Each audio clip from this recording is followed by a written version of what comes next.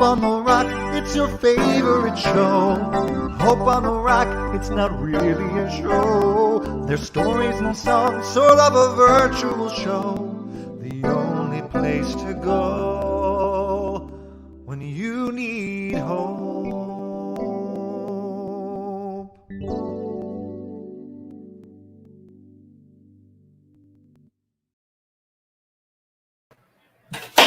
Good evening, everyone, and welcome to this evening's rendition episode of Hope on the Rock. It's episode number 3, and so welcome. It's good to have you here. That was our new opening jingle, sung by the one and only Evan Smith, and put together by the fabulous Donnie Cody with DC Design House. We're always curious where you're watching from, so in the comment section below, let us know. Where are you watching? We've had people watching from Portugal. We've had people watching from Carbonear. We've had people watching from Victoria, BC, from all around this beautiful planet. So let us know, where are you watching from this evening? And also, while you're at it, take a moment and share this show on Facebook or on Instagram and spread the good word. So let's get started. I'm so excited about our first guest tonight. So this is a little segment called Hope on the Rock Chit Chat. It's time to talk to our friends right now. All right, so our first guest this evening, you might have seen him on stage back home in St. John's, Newfoundland at the old LSPU Hall. You might have seen him on the big screen. It's the pretty incredible Mark O'Brien. Hey, Mark. Hey, man, I love the opening jingle. Isn't it so catchy? I love it. It tells me it's my favorite show, and it worked. It already is. Mark, you're too sweet. You're too kind. Hey, Mark, where are you these days? I'm in LA. In Los Angeles. So we've got Newfoundland weather and we've got Los Angeles weather. And this wouldn't be a show about Newfoundland if I didn't ask you about the weather. How is the weather in LA? It is the exact same every day. It is very hot. It's around 33, which when I say that here, no one knows what the hell I'm talking about because it's Fahrenheit. It makes more sense. 0 is freezing. Anyway, it's very hot. It's very still. In fact, it was windy the other night, like almost like home, to the point that it was very unnerving because it's not normally like that. I felt like I was back home, and I realized that I sleep better when it's really windy because that's what I'm used to. Anyway. Yeah, great. It sounds like it could be a great memoir name, Windy, almost like home. Oh, yeah, it is. Maybe, I don't know. Maybe I'll take that, and maybe you figure out something else, and I'll give you like 10%. All right. Yeah. So, Mark, we've had a couple of actors as our guests the last couple of weeks, and we started off our chit chat with a question that I'm always curious and that I always ask fellow artists and that are working in the industry, and that question is. Was there a time or was there a moment when you were growing up that you thought, hey, this might be something for me. This might be this acting thing, this acting gig, this being an artist. There's something to this, and this is something that I'm interested in pursuing. Was there a moment like that for you? And if there was, can you let us know about it? Yeah, there was a very specific moment, which is odd. I never grew up. My sisters, which you know, they're very, very artistic. They're singers and into acting and everything, and I wasn't at all. And then when I was around 12 or 13, I didn't even watch many movies because that's what I always loved the most was movies. But I didn't watch anything really until I was like 13, 14, like pay attention to it. I had no interest until I saw the movie Primal Fear. Remember Primal Fear with Edward Norton? I do. Such a good movie, Richard Gere and Edward Norton. And I was like, man, that guy is so good. It was the first time I realized I was actually about 12, actually, probably. Okay. The first time I realized that you could be good at acting because you don't think about it. I just was like, I don't know, that's just Denzel Washington and that's just Julia Roberts, and like you don't think about them as being skilled at it, really, if no one's taught you that. So I saw that movie and I was like, oh my god! And then me and my buddies started making movies on one of my buddies' parents' camcorder. And then we would edit using 2 VCRs. And so that's then all we did. We made hundreds of movies. And where are these movies these days? They're in the vault? They're burned with me ritualistically dancing over it to make it. They'll never be unearthed. Nice. We didn't know what the hell we were doing. I have a couple of them that will never see the light of day. And they're funny for me because it was like me and my buddies, and I'm so close with those guys today. Oh, nice. So if you're saying that you were 13 years old when you kind of got that bug and you watched Primal Fear, what were you up to when you were a youngster? Playing hockey. All I wanted to do was play hockey, except it's funny, when you look back on something that you thought that you wanted to do, and I realized I didn't really want to do that. I was like, oh, I guess I didn't, because I didn't go for it really that hard. Like, I was a pretty good player, and I still play hockey today. Is this you playing hockey? Check you out. God, where did you get that? Where did Melanie give you that? She gave you that. I'm like, who else would have that? That is, look at the expression. I don't look like I like hockey in that picture. I look like I've been drugged to play hockey. Yeah, no, but it's such a, and I think that's a hockey card. I think there are people still trading those cards. yeah. That's going for $10K. Yeah, that is amazing. I can't believe that you had that. I'm trying to think of the name of that team. Bayshore Pitbulls. Bayshore Pitbulls. And so, but okay. And sorry, I have to rewind a second. So where are you from originally? From Paradise, and I played Paradise. hockey in CBS, and I went to school in Topsail, Holy Spirit. From Paradise, hockey in CBS. in CBS, and school Topsail Manuals. Holy Topsail. Yeah. So, yeah, that picture. Oh my God. So yeah, I wanted to be a hockey player, and I was like, but I didn't really know. I was just like, yeah, that's fun. I was really good at math. I love numbers. So I thought maybe I'd be an accountant, because that's as far as I thought about it. I was like, okay, great. And I've got a photo of you doing math. No, I don't. What? I was the expression. No, so I just wasn't doing much. I was just 13, never thought about it, just loved sports, no interest in the arts whatsoever. And then so then you made those videos at 13, and they're out there somewhere. And I should have asked Melanie, had I known. We could have had them here tonight.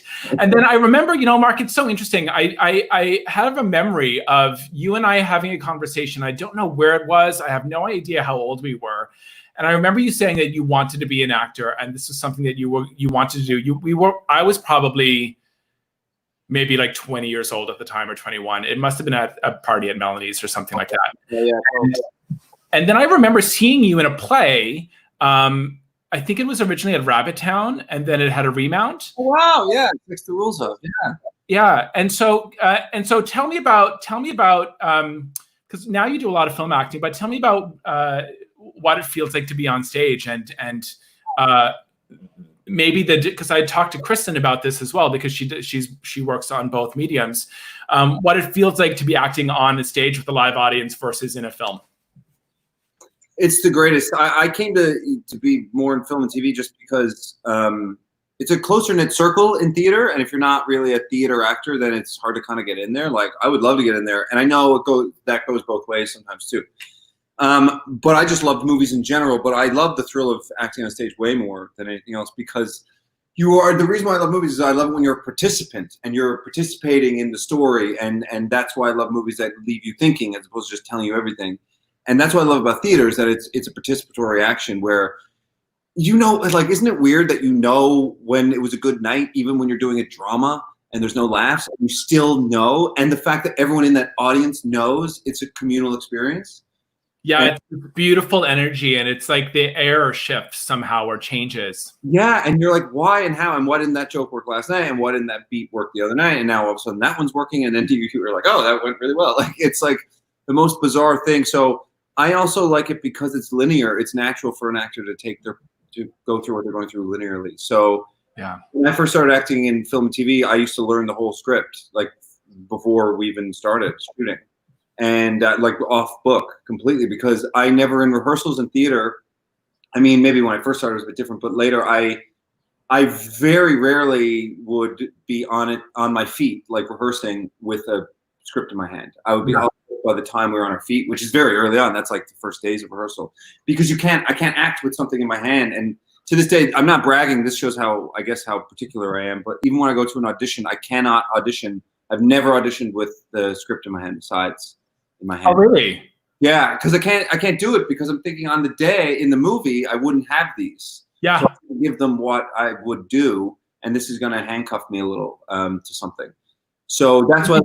Is that how you auditioned for Republic of Doyle? Because Kristen was on last week, your co-star, Yeah. and I mean that wasn't theater, that was television. Did you audition the same way for Republic of Doyle?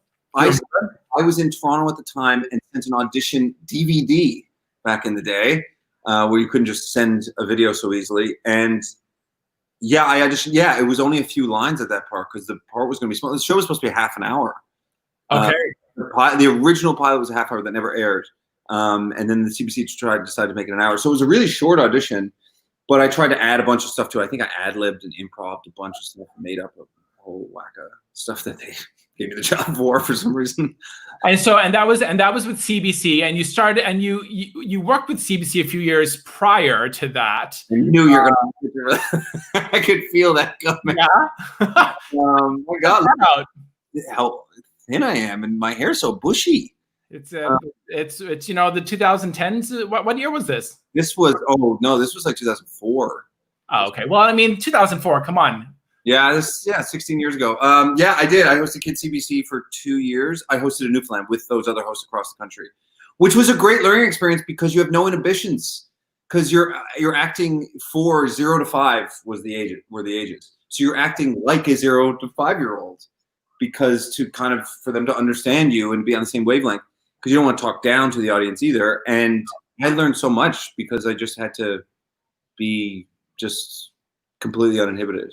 And what a great process of just playing, in that kind of show. All you do is just play and just impulse. And as an actor, what a great thing to practice for 2 years. Oh, it was amazing. It was the greatest thing. I mean, there were definitely things that I didn't like, but I loved and it's also sweet too. I love kids. I'm a dad, and I always wanted kids. And you see these kids look at you like you're Superman, and they don't know the difference that you are anything but. So it's just like this amazing. It was a very heartwarming kind of thing to do too. I really valued it a lot. Oh, lovely, lovely. So we're gonna jump forward a little bit into a film that I remember when I was watching it. Was my heart feeling warm as I was watching Arrival? I don't know, but it was. I remember seeing you on the screen, and I was like, "Oh my God, it's Mark!" And then my heart was warm. You warmed my heart because that movie was a little scary for me. It was a little like, "Oh gosh, what's going to happen?" Yeah.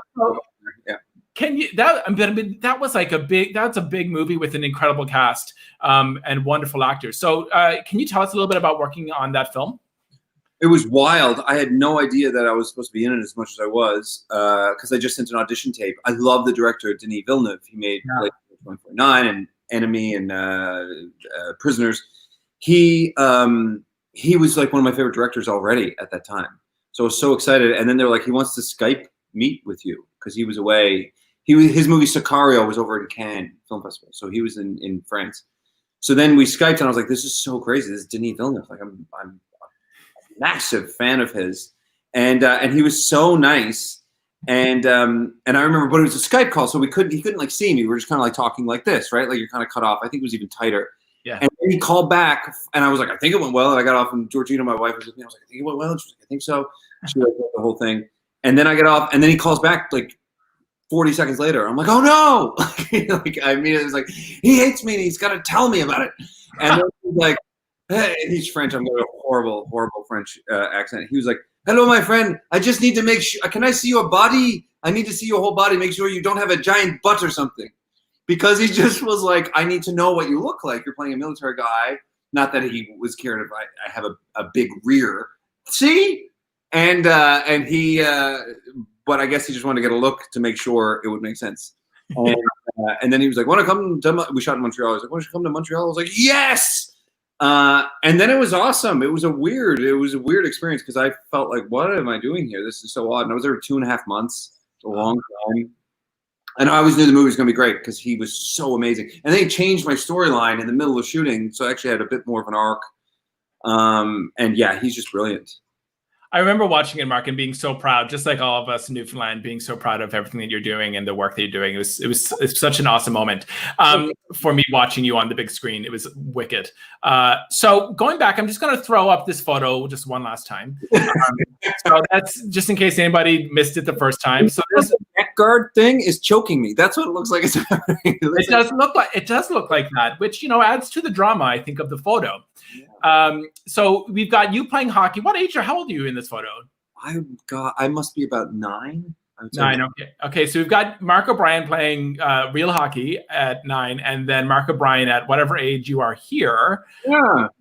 In goalie. And how old are you in this? In this 33. 33. So like 25 years later. Yeah.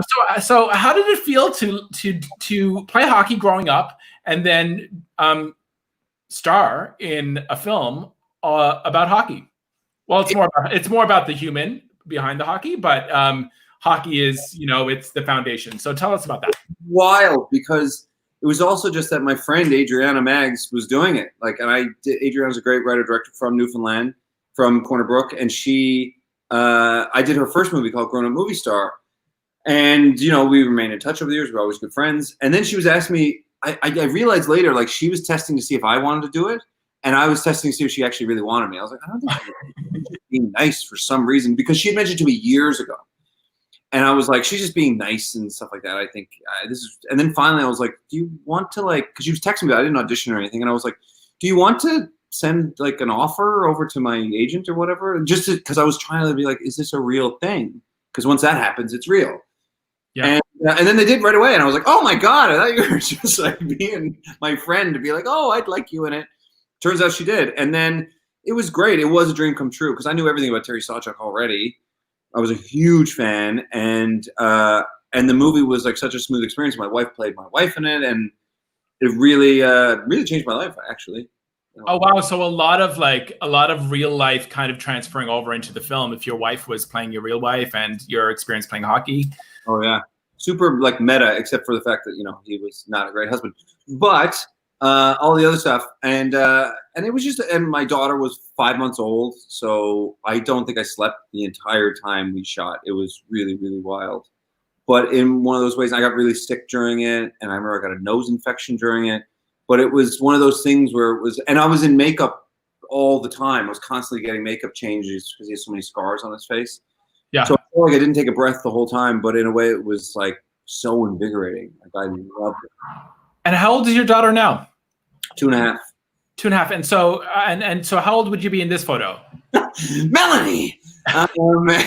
That's, why was I so happy? Is that, what do you call it? Boy Scouts thing? Boy Scouts, yeah. But wasn't it Beavers, maybe? Beavers. Yeah, it was Beavers. My God. Not far off 2.5 there, Mark. No, I looked at my daughter though. There, that's so crazy. I'm probably 4. I don't even know. Okay, but such a happy child. Like, it looks like you were so beautifully filled with joy.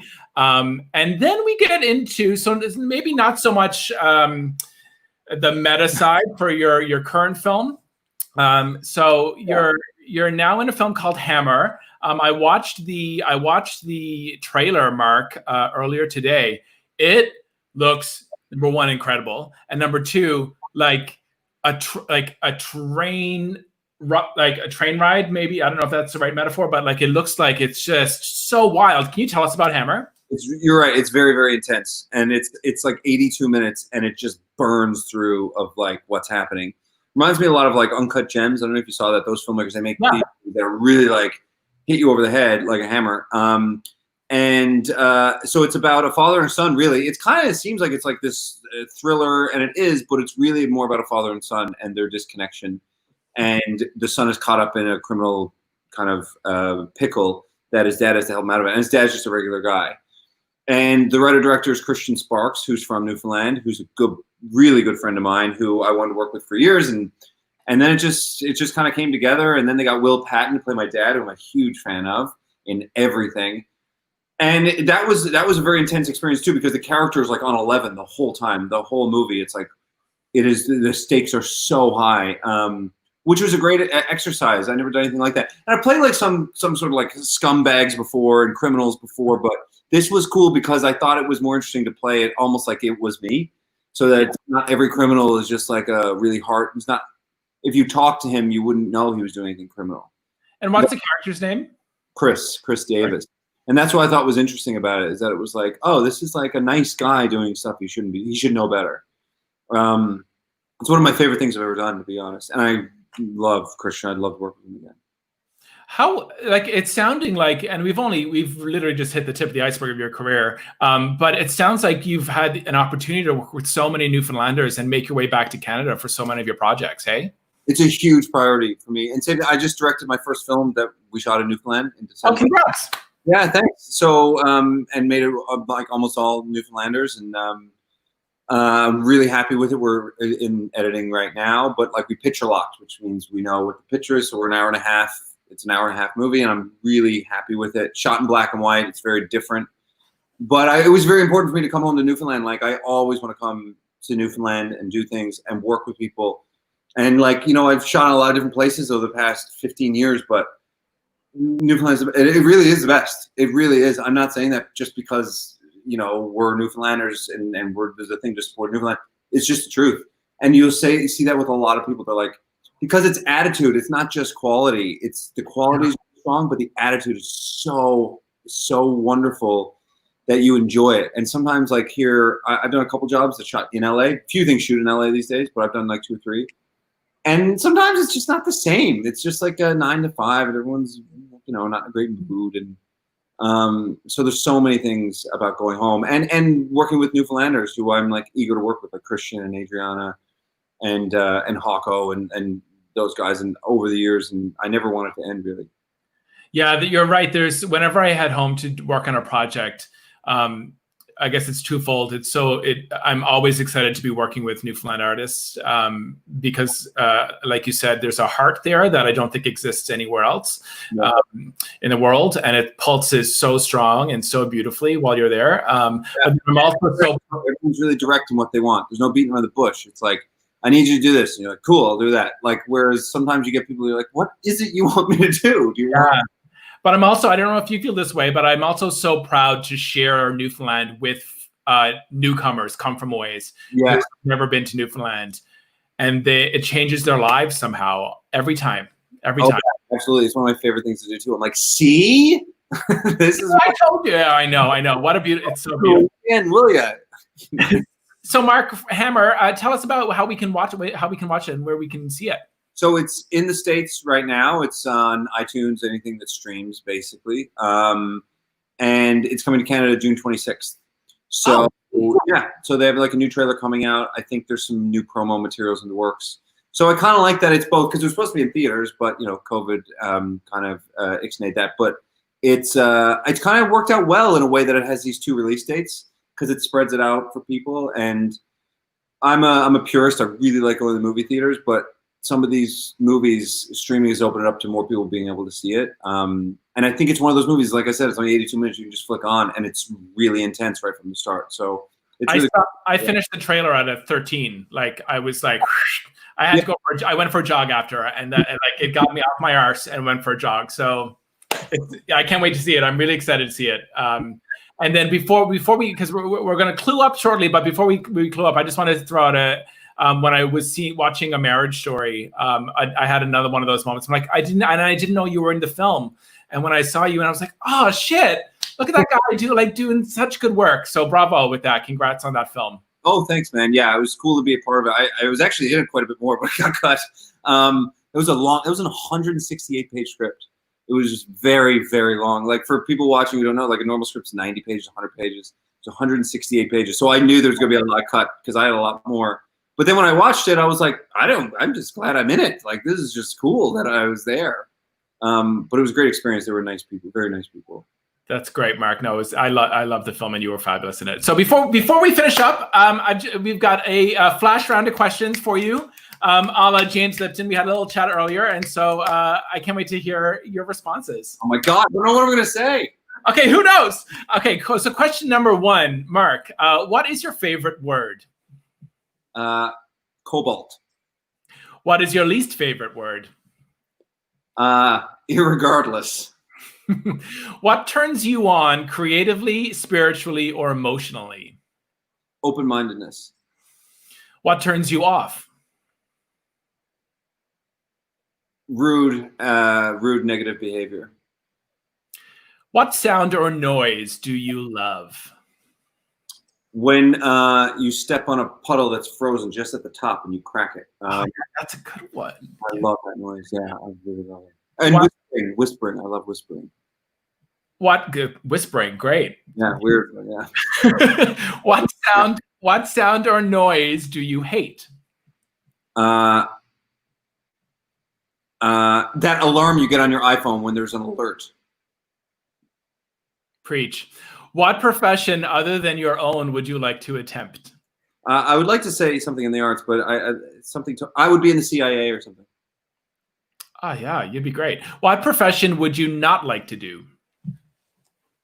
I'm really bad with my hands, manual labor. I'm just not good at it. So. And then I've added 2 other questions. So how are you most like your character in Hammer, most like Chris Davis?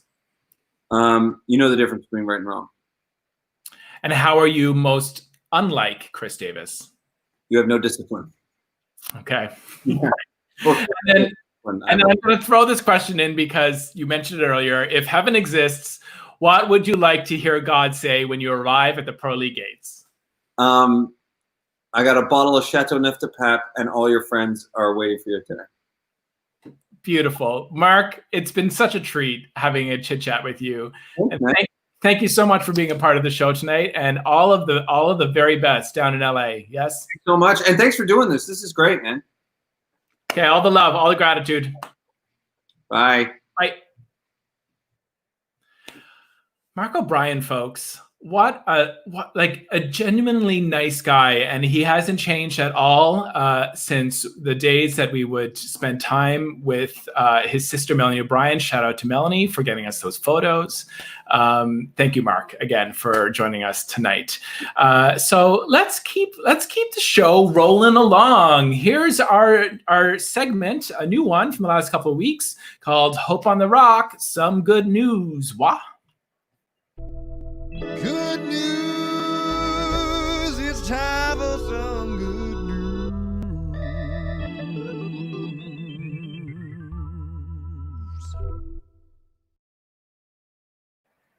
All right, so our first piece of some good news this evening, Rod Higgins from Grand Falls, Windsor, was going to come home this year for his holidays, but was disappointed that was not going to happen. Not being able to bring Newfoundland to him because he lives in British Columbia, he decided he would build a little piece of Newfoundland in his backyard. So check out these photos. Rod Higgins built a little bit of Newfoundland in his backyard. We've got a wharf there, and we have a stage, little Newfoundland flag there. How beautiful is that? That warmed my heart when I saw that on Facebook earlier the week. So bravo to you, Rod Higgins, and think about what we can do. Maybe I'll do something like that in my apartment here in Parkdale. I'll put together a little Signal Hill. Maybe I'll have that ready for you next week. And then our second piece of some good news for this evening. Mila and Lucy Pike are sisters from Newfoundland and Labrador, currently living in Texas. When the pandemic hit and families were stuck inside, Mila and Lucy decided to create videos for kids who might feel a little bored at home. And for adults like me, because I was also bored. Mila, age 11, and Lucy, age 9, created a YouTube channel with videos where you can bake right along with them. They show you how to make easy, no oven necessary recipes for some fun treats. They also have some craft videos in the works, like making things out of vegetables. Here's a little video of Mila and Lucy doing what they do best. Hey guys, I'm Mila. And I'm Lucy, and today we will be making peanut butter energy bites.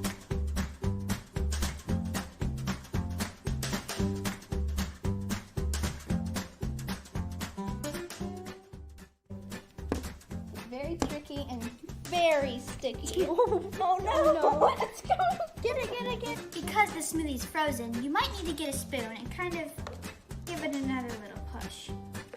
This is my favorite part because you can just get your hands dirty and they're like mini edible stress balls. Feels good on the hands. It does. Oh yeah. Can you see anything, Lucy? Nope, not a thing. Now, I'm gonna put some of our spinach in here. Depends on how much you want. We'll just do a little bit. Okay. Okay, now this is smoothie A right here. Oh, just.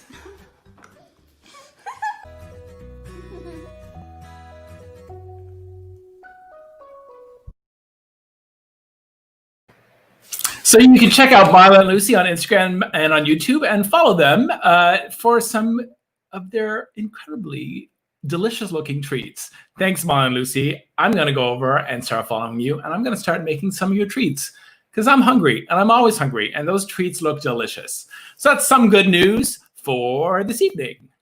Sit back, relax, get ready for some music.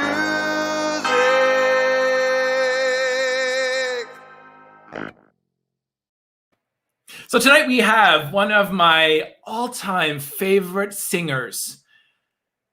He's performed on the stage with so many Theatre St. John's productions, British Invasion, An Evening with Andrew Lloyd Webber, some of our Broadway shows, and he always brings down the house. He's also, like Mark, one of the most beautiful humans you will ever meet. So let's welcome the fabulous Darrin Martin to the show. Hey, Darrin. Good evening. How are you? Good evening. I tell you, my heart is so full of so much gratitude for all of you fabulous folks who are joining us tonight. So I'm doing really well. How are you doing? I'm doing good, thanks. It's been strange, but we're just trying to move along the best we can. Where are you? Where are you joining us from? This is part of my recording studio in Torbay, Newfoundland. And one part of our studio is now turned into a virtual classroom for music lessons. And this is the control room of my studio. So that's where I'm to tonight. I tell you, I love a bit of Torbay. Loves a bit of Torbay. If you're watching from Torbay, say hello, please. So Darrin, tell me, because we're watching so many Zoom shows and things online, and we get kind of an insight of people's living rooms and things like that. And so I'm going to ask you, do you play those instruments that are on your wall right now? Because we see instruments on people's walls all the time these days. I'm like, do they really play those instruments? Tell us, do you play those instruments? Well, there's an organ back there. I do play the organ. Right. The banjo, I can probably play a chord or two. It's just there. I can play mandolin and a little bit of fiddle. My grandfather, my mother's father, was actually a fiddler on the Northern Peninsula. Very, very great musician, and he built that fiddle. Oh, wow. Yeah, so it's very special. Oh, that's beautiful. That's beautiful. So, okay, so the answer is, I mean, you play them more than I do, so the answer is yes, you play them. So, okay. Bravo. Good for you. And so the other things, though, there's some other beautiful pieces that are behind you, and I see that beautiful piece of art. Can you tell us about the pieces of art behind you and who painted them? Oh, well, that's also me. It's all for you. Yeah, before I did music school, I did visual arts school. To make a very long story short, in grade 12, I lost my voice due to a mental illness for about 11 months, just before I was going to audition for Munn School of Music. Okay. Decided to go do my other love, which was visual arts, and got into music. Basically, that took over my life until about 3 years ago when my wife begged me to get back to painting, and I did, and it's been doing really wonderful. Thank you for showing those. Darrin, they're so beautiful. Honest to God, they're so gorgeous, and the colors that you use are so vibrant. And Peter Halley joined us a few weeks ago for one of our shows, and he has a piece of yours in his living room by his piano. And I tell you, it's so gorgeous, Darrin. It's beautiful, really. Well, I really appreciate that. And if you go to my Facebook page, there's loads of stuff for anybody that's looking for something a little bit different, with a Newfoundland flair, but just done in a little bit of a different way. I'm on Facebook under Northside Studios.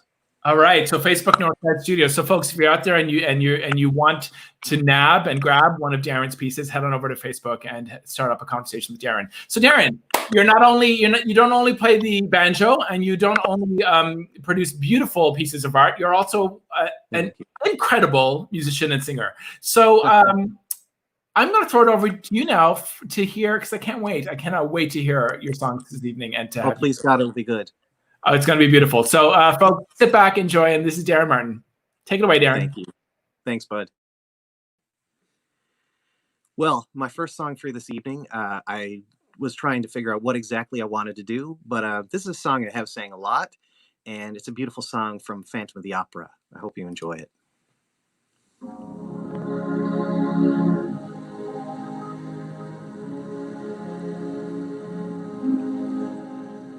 Nighttime sharpens, heightens each sensation.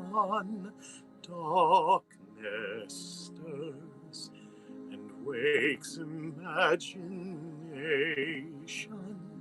Silently the senses abandon their defenses.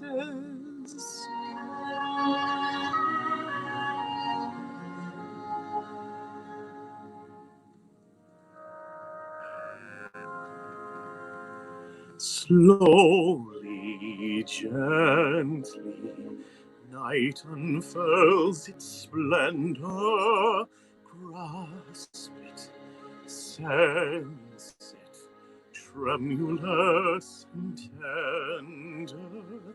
Turn your face away from the garish light of day. Turn your thoughts away from cold, unfeeling light, and listen to the music of the night. Close your eyes and surrender to your darkest dreams. Purge your thoughts of the life you knew before. Close your eyes, let your spirit start to soar.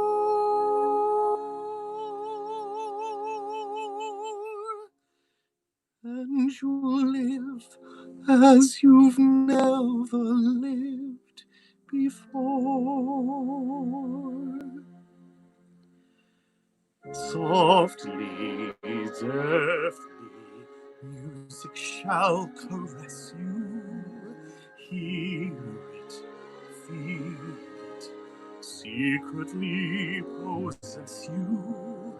Open up your mind, let your fantasies unwind in this darkness which you know you cannot find. The darkness of the music of the night. Let your mind start a journey through a strange new world. Leave all thoughts of the world you knew before. Let your soul take you where you long to be. Only then can you belong to me.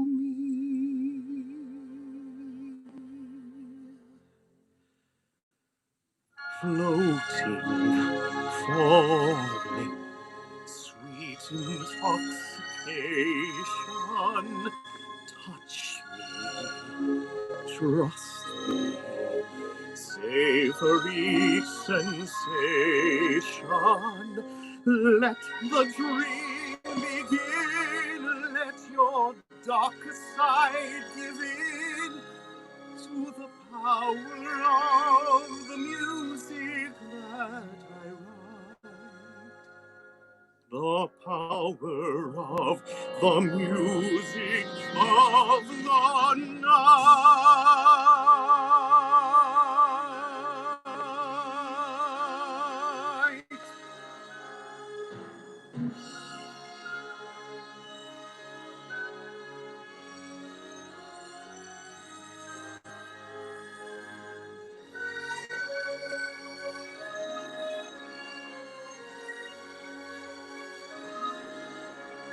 You alone can make my song take flight.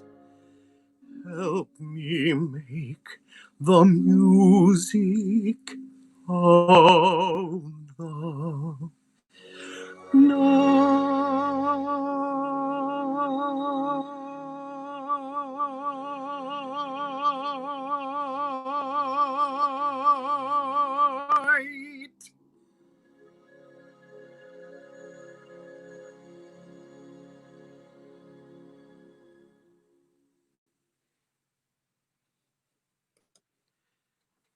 I hope you enjoyed it. Something from Phantom of the Opera, one of my favorite musicals. One I have not seen. My mother went to New York several years ago now with my aunt and saw 3 different shows, one being the Phantom of the Opera. I told her she had to go to sit there and see it for me. Next song I'm going to do for you is a song everybody knows. And, you know, right now we're dealing with something, we're dealing with a global pandemic, something I never dreamed in my lifetime that we would ever be going through. Unfortunately, it's not the only pandemic we're dealing with. We're dealing with things that are dealing with prejudice, racism, hard times where people are trying to stand up for what's right. One of the greatest things that we could ever do is love each other. And this is a song, to me, that is all about the human race, one race. And it's Imagine by John Lennon.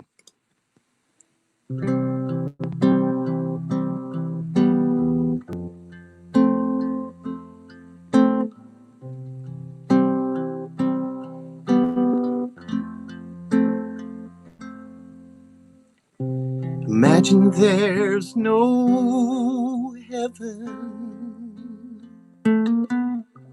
It's easy if you try. No hell below us. Above us, only sky. Imagine all the people living for today. Imagine there's no countries. It isn't hard to do. Nothing to kill or die for. And no religion too. Imagine all the people living life in peace. You may say I'm a dreamer, but I'm not the only one. I hope someday you will join us, and the world will be as one. Imagine no possessions. I wonder if you can. No need for greed or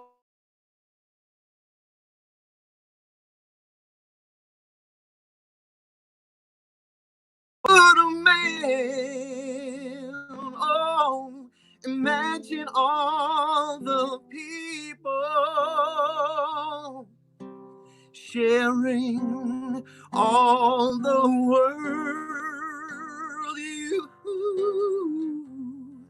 You may say I'm a dreamer, oh, but I'm not the only one.